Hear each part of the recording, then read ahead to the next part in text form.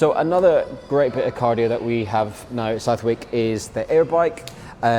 So it's like a seated bike or an upright bike with some cross-training arms. Really, really gassy, really great for interval training especially. But all we're going to be doing, cycling and using those arms to push and pull with the bars. The great thing about the air bike as well is you can isolate the arms or you can isolate the legs.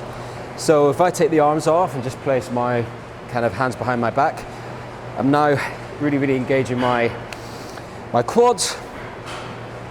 At the same time, I can place my feet on these pedals here, hold on to the bars, and just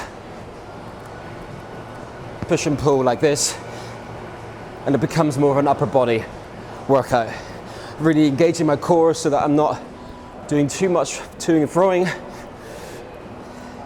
like so. And on this machine, there is an inbuilt interval program. So you can do 20 seconds on, 10 seconds off, or 10 seconds on, 20 seconds off. And you can maybe go between just using arms, just using legs, doing a bit of both, going hell for leather for 20 seconds, having a nice 10-second rest, and just repeating that over and over again. Again, a really great kind of heart-pounding bit of cardio.